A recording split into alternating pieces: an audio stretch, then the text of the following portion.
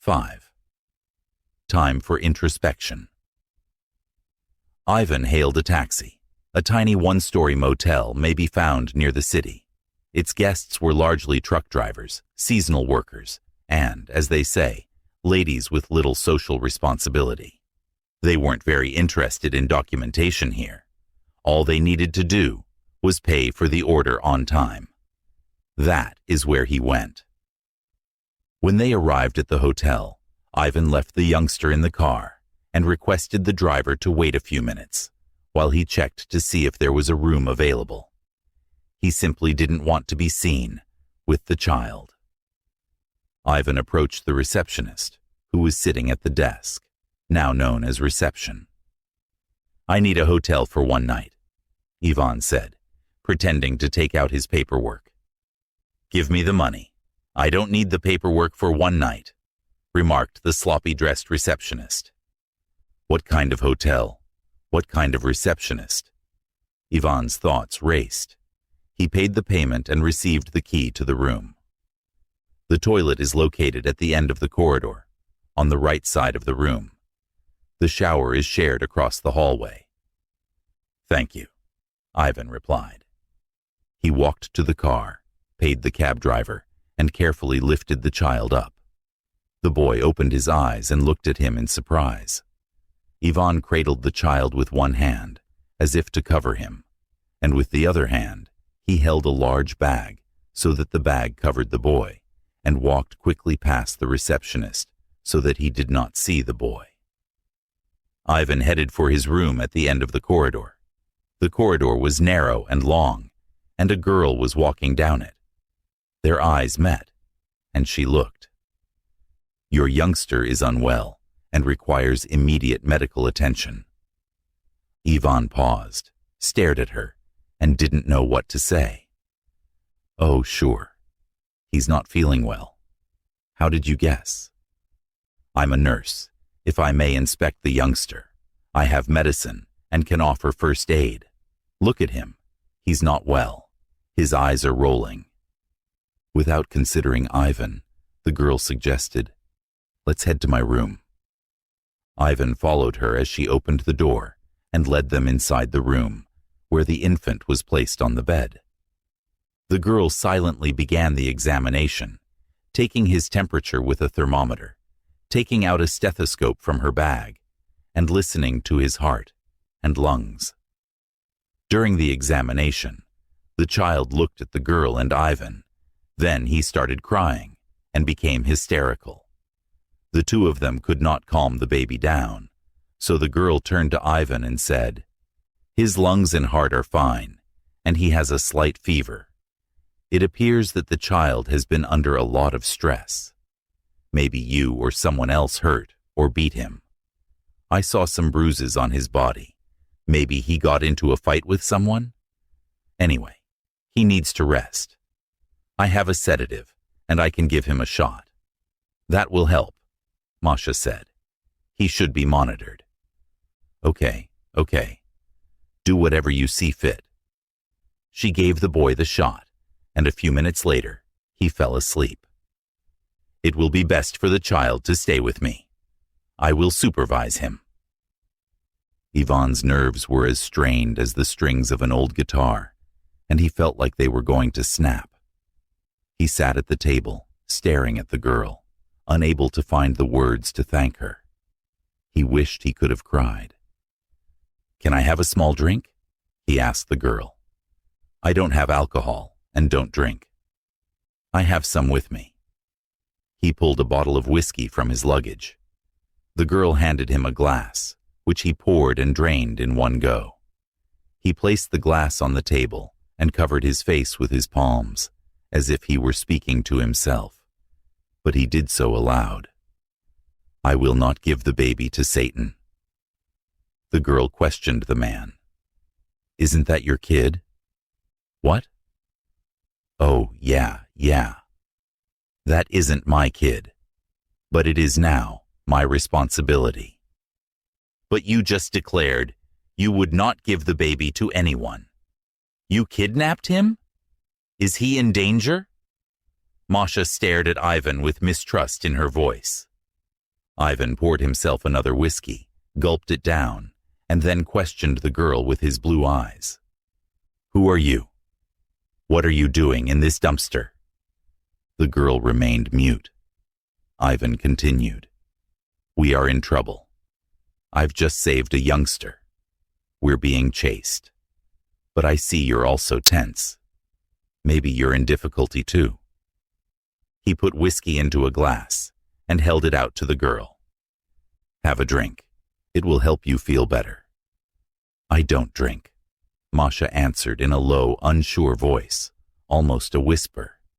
"You don't have to be afraid of me. I just saved the youngster." She took a sip from the glass, her face contorted with an expressive grimace, proving that alcohol was not her typical drink. "My name is Ivan, and what is yours?" I asked. "Masha," the girl murmured, crying. "I too was in difficulty. They filed a criminal action against me. I was running away to avoid going to jail." And Masha shared her story. Ivan told her without going into too much detail. For the first time in his life, Ivan had no idea what to do. He is a responsible citizen. A man risked his life to protect a high-ranking government official, and unwittingly became a fugitive criminal. Masha, who generously helped others, is also wanted. Ivan covered his face with his hands as he heard Masha's narrative. Everything that happens to them is ludicrous and delusional. It shouldn't be this way, but it is. This is the reality. There's nothing you can do about it. Masha ended her story and gave Ivan a hopeful look. She too was at a loss. "Where will you go? What are your plans?" Ivan asked. "I do not know. I wanted to go see my paternal grandmother, but I was there as a child. I'm not even sure if she's alive. My mom never spoke to her. It's in Karelia, quite far from here. Perhaps they won't find me there." Masha lamented. "There is nowhere else for me to go." Yes, something must be done. Now we're united. And we'll have to get out of this mess together, Ivan thought, fully aware that the child's life and Masha's fate would now be entirely dependent on him. Victor was his father's best friend and treated him like a son. He was the only person he could trust and hope to get help from. But there was one but. Victor was a loyal servant, devoted to his work with all his soul. How would he act in such a situation? But what should Ivan do? Aside from money, he has nothing. No documents to present, no car, no relatives or trustworthy acquaintances, and the entire state power structure is seeking for him. "You should change your appearance," he said Masha. "There is a supermarket nearby. Get scissors, hair dye, sports clothes, sneakers. Try to change so that even others around you don't know you." After a pause, Ivan continued. "There is an escape in the back of the resort. Make sure the front desk does not notice you. I'll stay with the baby for now. When you morph, you'll stay with the youngster while I go get a car. Then we'll decide what to do. Now, Masha, attempt to buy something to eat." He gave Masha several huge bills.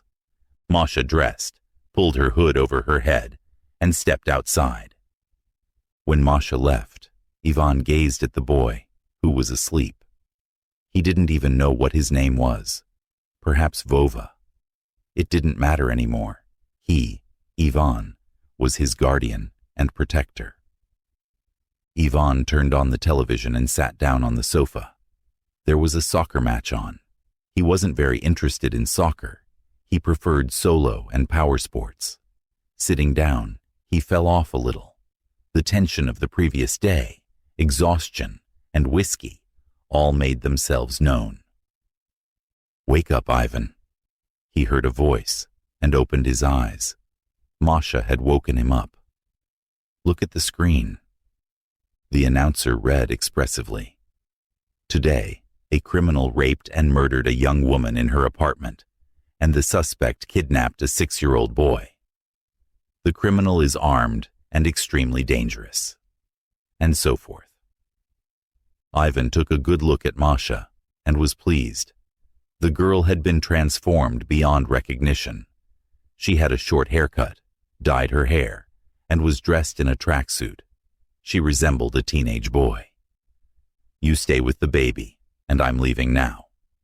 But I'll be back shortly," Ivan explained. He too walked quietly out of the motel. It was dark. He pulled over the first automobile and drove to Victor's residence. After around 40 minutes and half a kilometer from Victor's farm, he ordered the cab driver to stop the car. He then went on foot. He approached Victor's house from the direction of the woodland. Ivan looked in the direction of Victor's property and saw nothing odd. Everything was quiet and tranquil. The gate was closed properly. He hopped over the fence.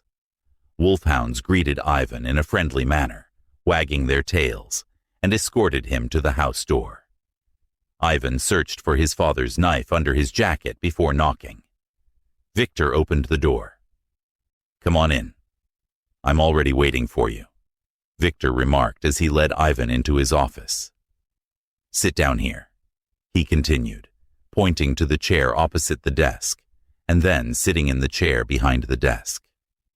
"Victor, I need your assistance," Ivan stated, sitting across from Victor. "What type of assistance do you require from me? The entire country is hunting for you." "What have you done?" Victor said worriedly, shaking his head. "How could you? You signed an oath." "I'm not guilty of anything. All I want is to save the boy's life." "What boy? You don't have to go on. I know everything. Do you know who you're up against?" "Of course you do." And he went on. "Do you know how many boys there have been and will be? You're just like your father. I guess it's in your blood on a genetic level. Just to save someone, let me tell you something about your father. He didn't tell you anything himself, of course. Knowing his character, I'm sure of it." Victor was silent, as if considering where to begin, and asked, "Did you see the numerous burns and wound scars on his body?" "Yes, I saw him when we were swimming in the river, but he refused to say anything. I tried to ask him a few times, but he always changed the subject. I knew it was uncomfortable for him, and I never asked him again," Ivan replied. "He sustained those injuries and burns while he saved my life." Victor answered, "Yes, that's correct. I owe my life to him, your father." "Victor, tell us what occurred." "It was in Afghanistan, near Jalalabad. My company was on a combat mission. Our unit was surrounded. I radioed for help. Nobody answered for a long time. For hours we were shelled. I couldn't raise my head. Afghans are good shooters. Almost all of our men were killed. I had already lost hope. I was wounded, bleeding, waiting for my hour of death. Suddenly I heard the rumble of a tank. This sound became dearer to me than all Tchaikovsky's symphonies. The sound of the tank's engine is still my favorite music today. The tank broke through to us. One of the tankers got out of the tank. 2 of them covered him, diverting the fire to themselves. The Mujahideen shot at the tank, pelted it with Molotov cocktail bottles. But the guys managed to get us aboard. The tanker who saved me and 3 others got burns and shrapnel wounds. We left on the burning tank." Victor paused, as if reliving the past. "And it was your father and his crew. Since then we were friends and never parted. They wanted to reward him for this heroic feat." Victor stopped talking, covered his face with his palms. After a few minutes he sighed heavily and slowly continued. "But soon after these events, your father was imprisoned." "Locked up? But for what?" Ivan inquired excitedly. "That's a different story. Our punitive detachments entered an Afghan village near Kabul. According to intelligence reports, there were supposed to be mujahideen there, but they were not there. The day before our passage, they had withdrawn into the mountains. Nonetheless, the commander gave the order to destroy the village, and the soldiers began shooting at the people. They bombed indiscriminately, destroying houses and killing everyone. If you don't stop shooting at civilians, I'll shoot you. The soldiers obeyed. And that madman, of course, was your father. He saved hundreds of civilians at the cost of his life, but they put him in jail. At first, they wanted to shoot him, but taking into account his numerous merits, they first dismissed him from the army, then put him away for a whole year. There was a moment, and both were silent. My father started the carriage business so he wouldn't have to leave you alone for long, so he could always be with you, and he could have become a general. Victor remained silent. There was another heavy hush in the air. Many factors brought them together, including strong, nearly familial ties from the past. A dangerously unpredictable future. You're putting your life and profession on the line to save a boy. I apologize. I can't help you here. Victor broke the silence. Do you know who you rebelled against? You went against the system. The boy is already dead to everyone. And so are you. I already pushed the button, Victor said, pointing the gun at Ivan. Sit down and don't move. You're like a son to me, but I have to do my duty. They'll be here soon. I opened the gate so that they could drive in at once. Victor sat, head back, chest forward, hands on the table, secure in his actions. In his right hand, he held a revolver.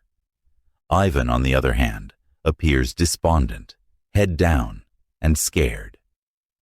Victor, you admired my accomplishment, and you loved me like a son. My father was your greatest friend, but where is your humanity? Or is there only room in your heart for stars and epaulets? Where is your conscience? You and your responsibility are dead, and have been for a long time. Victor gazed at Ivan silently. Ivan suddenly said, "Can I have a glass of water?"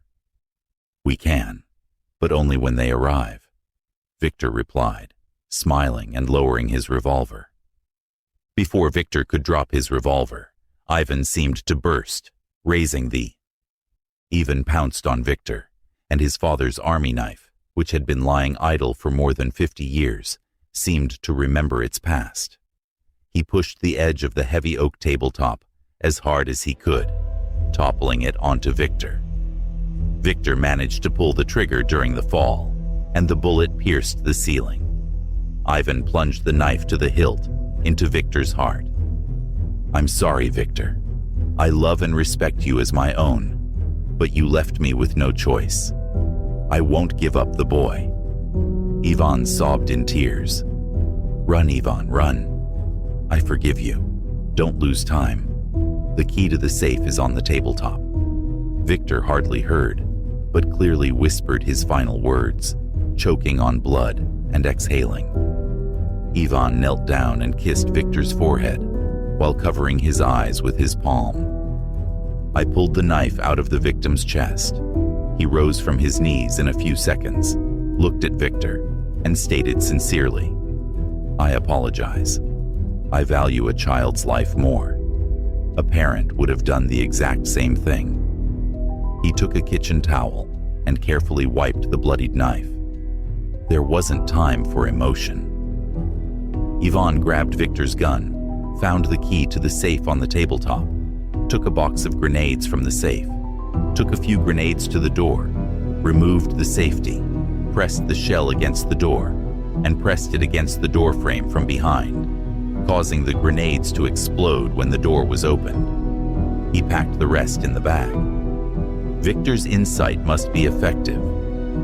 Ivan climbed out of the open window, shut the sashes, and dashed to the barn. The dogs followed him. He held the dogs' collars, rubbed them, and told them to sit. Not much time had gone.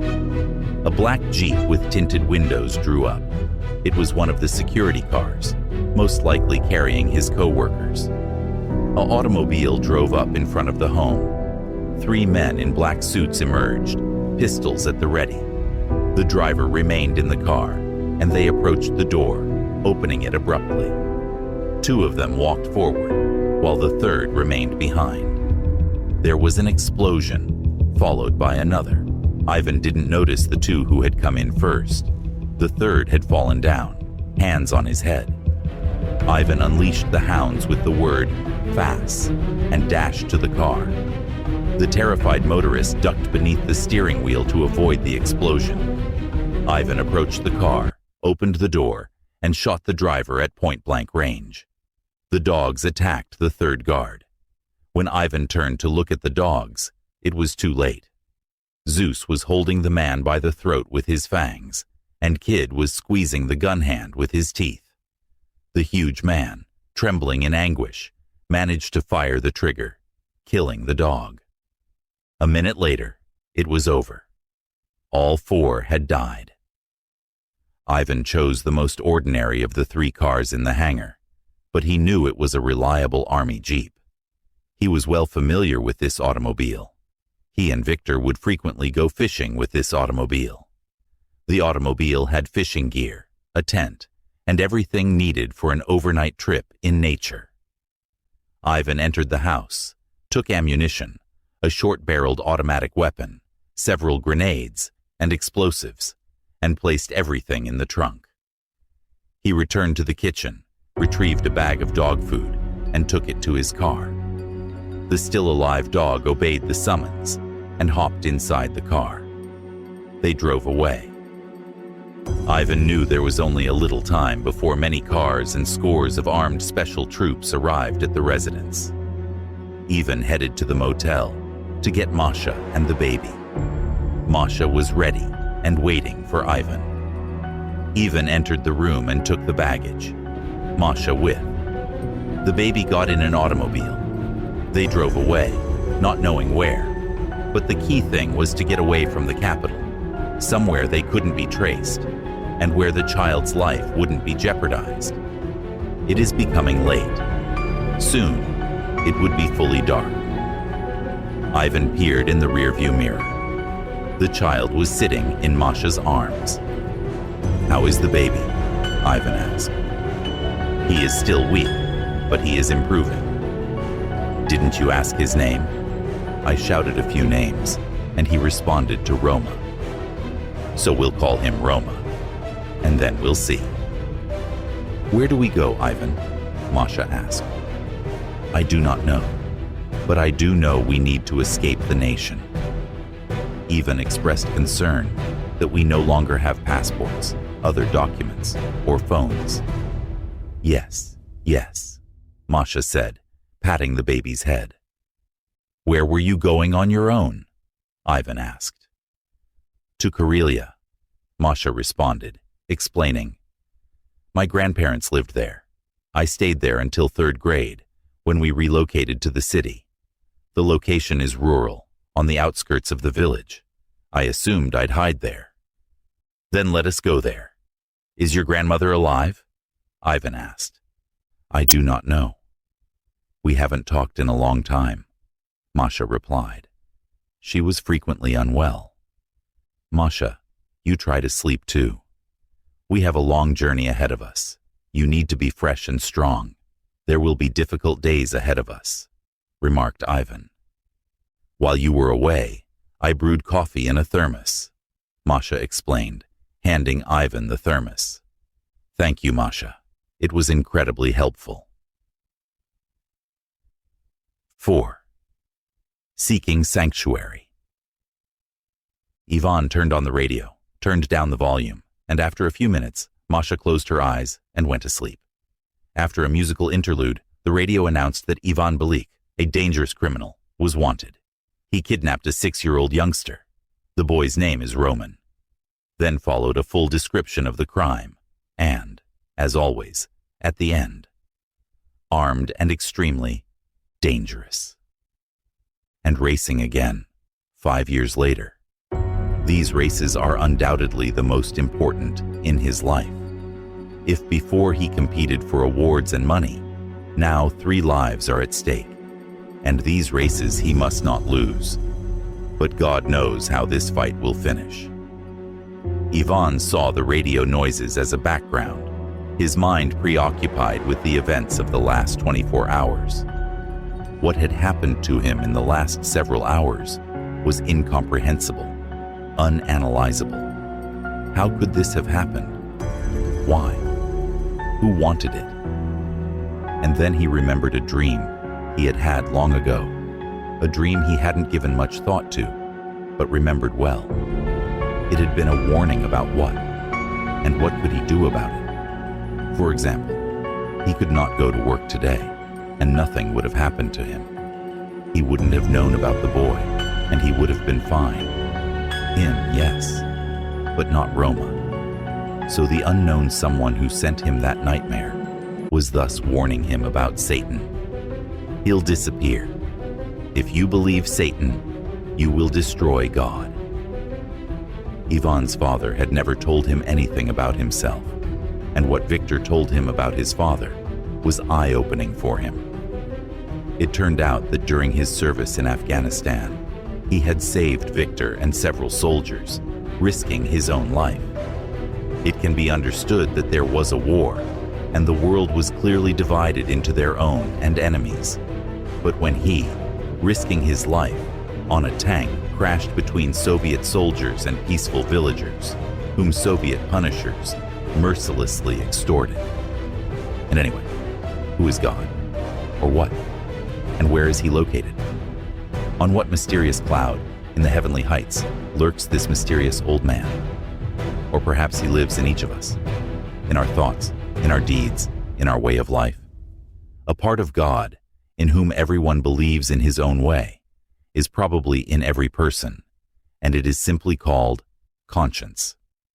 God created good and evil, but what to choose and what to do is up to each individual.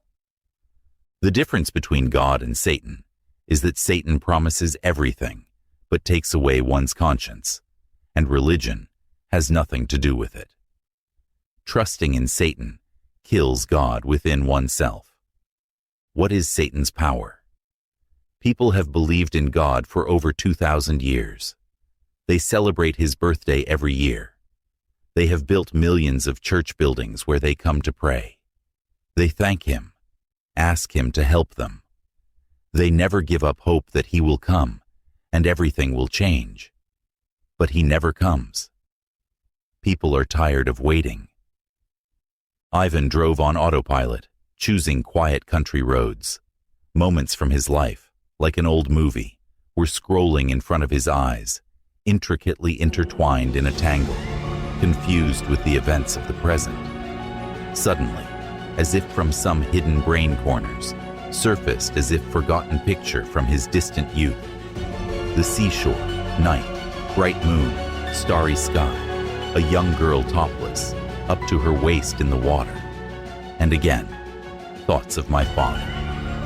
His father's soul never left him, and even after he died, Ivan felt his presence. He was a dependable guardian angel. My father, if he had lost his conscience, could have become a general, but he became a cab driver. He worked at night so that he could spend the day with his son, who had no mother. In the morning, picking him up for school, then sports, feeding him on time, reading together an interesting book about what is good and what is bad. But for some reason, his father never talked to him about God, the church, or the past. Yes, his father's generation, who grew. But thoughts of recent events predominated. Ivan had been working in the security of high-ranking state officials for 5 years, and for the last few months, he had to guard Satan. Victor, his father's friend and dearest man, knew about his shocking immorality, as did Boris, the head of security, a decent man and a professional. There was no need to enumerate. Everyone knew. But everyone kept silent, and that was their choice. Everyone has a choice. How can this be? What is going on with people? Why is this happening? What have you done, or will you do? I felt sad because there were so many occurrences in 24 hours. The boy, Victor, Masha, rushing away to nowhere. There were a lot of questions and no solutions, but one thing he knew for certain. He would not give the child away. This was his decision. The moon, stars, and tall coniferous trees created a fantastic mystery along the empty country road that passed through a forested area. The weather was clear, the night sky was cloudless, and the moon illuminated their path as if it were protecting them. There were only a few cars on the road, and there were one-story village houses with lights burning in the windows. Masha and the baby were napping in the back seat. My thoughts wandered to the past, which still evoked a sense of pain. 4. Laura. Hello, Laura. His love and suffering. After losing his mother young, Ivan found comfort and affection in Laura's caresses. She entered in his life as a morning sunrise and vanished as an evening sunset. It happened many years ago, but the hurt remained in his heart, preventing him from meeting another woman. He finished third in the next Grand Prix, held at Monaco. Some others had good success, but Ivan did not. Ivan wanted to sit alone, relax, and think about himself, what mistakes he had made, and what he had done wrong.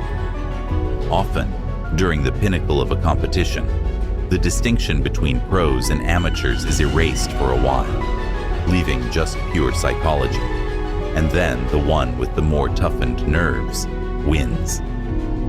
So he headed to La Rascasse, a pub next to the hotel. It was an area where racers, night owls, and butterflies gathered in the nights. Even in the morning, Ivan made a reservation at the bar, knowing that by the evening, all of the seats would be taken. A waiter greeted him and directed him to a table for two. The bar was overcrowded. Ivan slowly sipped his mojito cocktail, enjoying the music. The DJ expertly altered the compositions, and the lighting in the auditorium shifted with them, from blue to pink, pink to greenish. It was sometimes coordinated with the rhythm of the music, as if it was directing everything that was going on. The eager audience cheered. Girls were seen strolling around the hall, possibly nude. Some of them gave him an enticing glance. Ivan has occasionally employed their services, but not today. Perhaps he hadn't had enough to drink and was simply in a terrible mood after the defeat. Ivan looked around at the throng while enjoying his cocktail and salted nuts. He did not notice as a female approached him. "Excuse me, is a chair available? Can I sit down?" Without waiting for an invitation, she sat down. Everyone is busy. There is not a single free seat. She was plainly attempting to initiate conversation. "Yes, please sit down," Ivan replied, taking no interest in his neighbor. "I suppose I'll need your help after all," the girl replied, reaching out her hand to Ivan. Ivan gazed at the girl inquisitively. "I'm in trouble. The band on my arm has come undone. Could you please assist me secure it?" "I'll try. But it's dark here, and it's constantly blinking, and the lock is so small," Ivan murmured, placing his neighbor's hand in his palm. The girl switched on the flashlight. "And now?" "It's better now. It worked," Ivan exclaimed, releasing her palm. "Thank you," she told him. Ivan sat disconnected, uninterested in the conversation. He was used to winning, and losing was difficult to accept. "Would you like me to attempt and guess who you are?" the girl inquired, interrupting his thoughts. Ivan considered. Probably one of those, of butterflies, or maybe not. She doesn't ingratiate herself. She is too beautiful and self-assured for them, dressed modestly, but tastefully. A short hairstyle, a high brow, and bright green cat-like eyes spoke of intelligence. Ivan became increasingly interested in the interlocutor. "You're a fortune teller, of course?" Ivan asked, smiling with a faint sneer. "No, I'm a sorcerer," she said with a mysterious expression and a humorous change in tone, and then chuckled. "Try it," Ivan said suspiciously. "If I guess correctly, you will buy me a cocktail." "What if you don't guess?" Ivan asked. "Then you'll invite me to dinner." Laura laughed, revealing her dazzling teeth. "It's a bargain." Ivan felt that he was willingly submitting to the girl's allure. "Give me your hand." Ivan reached out his hand. Laura held Ivan's palm, stared at it for a long time, saying something to herself under her nose, then glanced up, shook her head slightly, looked into Ivan's eyes, and replied seriously, barely containing her laughter. "You're the driver?" Ivan practically fell off his chair from laughter. "Who here is not a driver? Everyone owns a car. But unlike them, you are a professional." Laura went on to say, "Probably a cab driver." "Please elaborate." "I am becoming fascinated," Ivan remarked. Laura didn't stop looking at Ivan's hand. "You do not appear like a trucker. La Rascasse Bar is prohibitively pricey for a cab driver. What the hell are you? I can tell from your palm that it is your profession. There is currently a Grand Prix event in Monaco. You are a fan," Laura added cryptically, narrowing her feline pale emerald eyes. Yes, you're a car racer. That's right. There's no doubt about it. You're a car racer. Am I right?" She smiled. "Yes, I'm a participant, and it's time to meet Ivan and switch to you. My name is Laura, and I lost. Please order whatever you like. I'd like a VA en rose, which is my favorite cocktail. If you've never had one, give it a try. You'll adore it." Ivan soon returned with 2 V en rose drinks. "Your cocktail," Ivan replied, extending a glass to her, and asked, "Can I also read a fortune?" Laura responded, "Try it," with a teasing grin at Ivan. "You're a racing journalist, and you didn't get hooked on me by chance, did I guess?" Ivan inquired. "Yes," answered Laura. "You're correct. I've been following your career and writing pieces for sports magazines for a long time. I didn't get hooked on you by accident."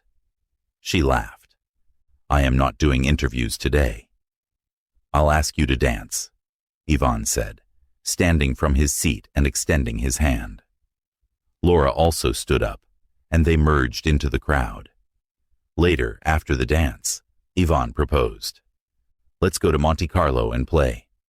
I believe this is my day." We called a cab and went to the casino. Folk wisdom says that beginners are lucky. Ivan was lucky. They went to play roulette. At first they were losing, but at Laura's request, Ivan bet on the number 27, her birthday, and won quite a large sum. After winning, they decided to go to a hotel. Ivan suggested, "On such a chaotic night, we won't take a taxi. Instead, we'll walk. By the way, where do you live?" Laura said, "The same place you are." The hotel wasn't too far away. It was warm outside. The gentle sea breeze caressed their hot faces. The lovely evening proceeded. They went through the empty streets of the old city, arms in hand. In a dark alleyway, 3 men appeared out of nowhere. One of them held a glinting knife blade in his hand, while the other was playing with a nunchaku in a threatening manner. The tallest of the 3 approached them with a chuckle and asked, "Do you want to share your winnings?" "And I want a girl too," the knife-wielding man remarked cheekily. Ivan pushed Laura behind him, took a large amount of money from his pocket, and tossed it at their feet. "Take it and get out," Ivan said. "Leave the girl too, and you're free to go." The man with the knife ordered arrogantly. "Take your money and leave. That's my wife. Leave, or it will be worse for you." Ivan threatened through his teeth. "We'll see about it," said the large man. He stood almost half a head higher than Ivan. He approached him and swung. Ivan grabbed a block with one hand, jumped up, smashed his ears with two hands, and, without leaving go of his ear, bit into his nose with his teeth. Ivan ripped out a piece of skin and spat it in the large man's face. «А, а, а!» — закричал от боли и ужаса нападающий. «Beast! What did you do? You bit off my nose." "My nose," he muttered before fleeing, hugging his bloodied face. Ivan assumed a winning posture and said clearly, "Come on, you bastards, who's next? You all have a chance to shrink your noses. Be bold, cowards." Well, the bandits rushed after their injured accomplice, leaving no sign of their insolence. After the unpleasant experience, Ivan and Laura quickly returned to the hotel, where Laura revealed that she did, in fact, live in the same hotel and even on the same floor, which was most likely not an accident. However, Ivan only understood this after they had separated. Ivan escorted the girl to her room. "Thank you for tonight," Laura replied. "If you forget about the unexpected battle, it was fine." "I had a good time too," Ivan remarked. "Good night." Laura walked into the room and quietly shut the door. Her heart was beating. She couldn't and didn't want to take a step forward because she was waiting for anything. Ivan stood outside the door too, and he didn't want to leave, so he knocked lightly. Laura waited for it and opened it right away. "Ivan, I could sense you outside the door," she said softly, her eyes widening. "I couldn't leave without saying the most important thing yet," Ivan stated firmly. Laura's heart tugged when she noticed the tightness in his eyes. "What is it?" she asked, scarcely audible. Ivan took a step closer, reaching out to gently trace her cheek. "Laura, I can't deny that we had a connection. The evening wasn't just fantastic, it was magical, almost destined. I can't escape the sensation that something special happened between us," he finally acknowledged, his voice quivering slightly. Laura's breath caught, and her eyes met his. "Ivan, I can feel it too. I can't put it into words, but being with you is delightful," she confessed, her voice full of feelings that could not be expressed in words. Ivan moved a step closer. He leaned out to gently tuck a strand of her hair behind her ear. Her entire being desired his touch. She took a step closer to Ivan, narrowing their distance. Ivan leaned in with their mouths a few centimeters apart. "I don't want to rush things, but I don't want to pass up this opportunity either," he said, his warm breath caressing her skin. Laura closed the small gap between them, and their lips finally met in a soft, passionate kiss. Time seemed to stop, as if they had dissolved into each other, their hearts beating in unison as one. They slowly approached the bed, impatiently undressing each other, and in seconds, their bodies intertwined, merged in a dance of passion. Time seemed to stop when they threw aside conventions and gave in to their emotions. The world outside their room disappeared. Several hours later, dripping with sweat and satisfied with their first intimacy, they lay in each other's arms, their breathing gradually returning to normal. Laura glanced at Ivan, her eyes full with delight and love. "Ivan," she muttered, running her fingers through his hair, "I don't want this night to end. I want to be with you, to love you. Can we find a way to be together?" Ivan's face relaxed, and his eyes shone with adoration. "Laura, my darling, I feel the same way. I don't know what the future holds for us, but I promise you that I will do everything in my ability to keep us together, even if it means protecting you with my teeth." Laura nodded, her eyes shining with floods of joy, and they clutched to each other tightly, cherishing their time together. Ivan pressed his forehead against hers. Their breaths merged. In that moment, they realized that they had found something special, something worth fighting for. And as they lay in each other's arms, they knew that their love would be the beacon that would guide them through whatever trials lay ahead. Against all odds, they found each other within the walls of a simple hotel room, and that is how their love story began. Laura smiled, her eyes sparkling with joy, and the next day, Ivan and Laura purchased airline tickets to Mallorca in business class. With no interest in the renowned tourist locations, they sought seclusion in the island's small hidden treasures, known as jewels. Their journey began with a walk through a charming fishing village, where they enjoyed the bright colors of quaint houses and the rich scent of the sea.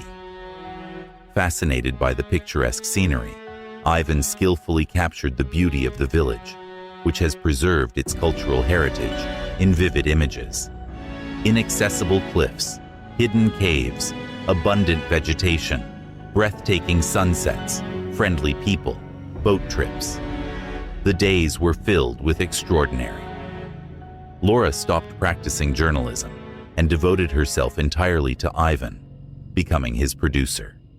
She organized competitions, meetings with television and journalists, and signed contracts, and Ivan began to earn more as a result. She kept some of the money for herself, which Ivan didn't mind. After another competition in Monaco, they once walked in the park, preschool children passing by, accompanied by teachers, holding hands. Eva. The next day, Ivan went to the city center under the guise of going for a walk, while Laura was lying in bed, and in the largest jewelry store, Goldsmith, he chose a ring with a diamond bordered by a pale emerald to match Laura's eyes. He drove home satisfied with his purchase. Laura was taking a shower.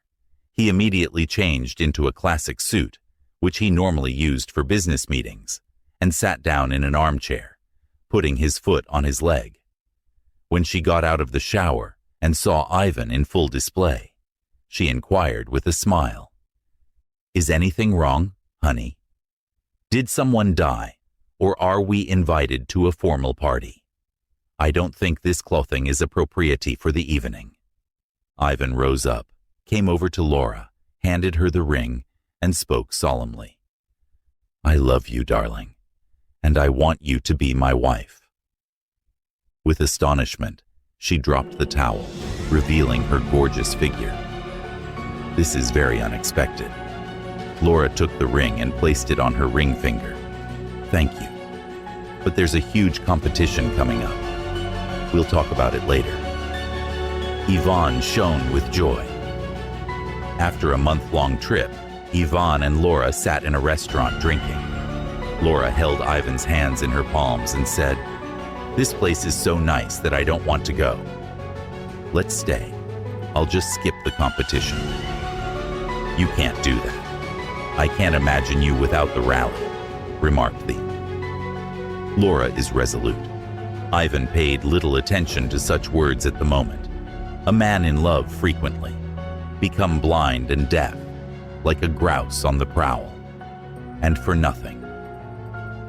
A few days later, they flew from Mallorca to San Marino.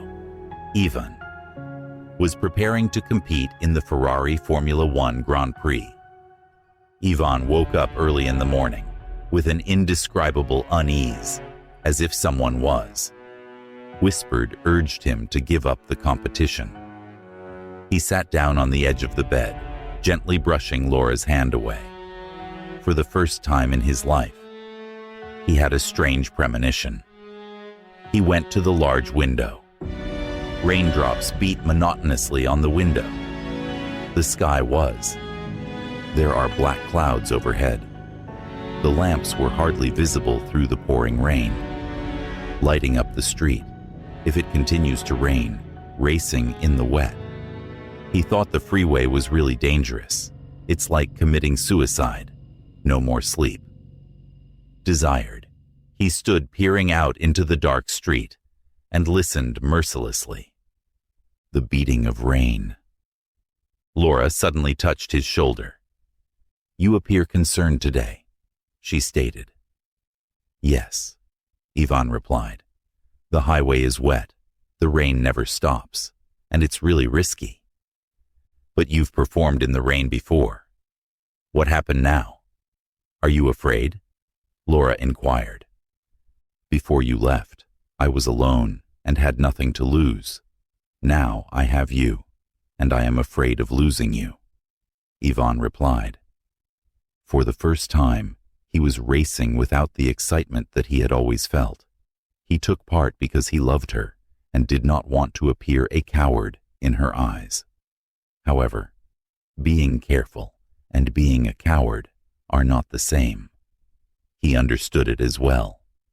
He would do everything for Laura, though. Ivan was successful for the first 10 laps, but before the 11th race, when they were changing tires, one race car accidentally obstructed his exit path, costing him 4 seconds. To compensate for the loss, Ivan pushed the car to its limits, ignoring all the dangers. The car slipped on a slippery corner, and Ivan collided with the car's side. Parts of the automobile and wheels went in all directions. The gas tank was punctured, the vehicle caught fire, and numerous other cars collided with it. An ambulance and firefighters rushed to the site. Race participants jumped out of the cars, unafraid of flames, sustaining burns themselves, and he was dragged out. The races were canceled. Ivan awoke in a medical ward, surrounded by nurses and physicians. Laura was the first person he saw. "Welcome back," she replied, brushing her lips to his. He was told he was in a coma, his face burned, and his right hip and many ribs had been broken. Laura stayed by my side the entire time. Ivan began to speak after a week of treatment, and he was freed 3 months later, despite his fragile condition. He decided to retire from the sport and proposed to Laura. "Let's marry, purchase a property in Spain, and have children." Laura then went on to say, "Ivan, I'm only interested in you as Ivan Belik, the motor racing champion. I'm not interested in you as an individual. I'm sorry." And she turned to her adversary. 10 years have passed, and he still can't forget her.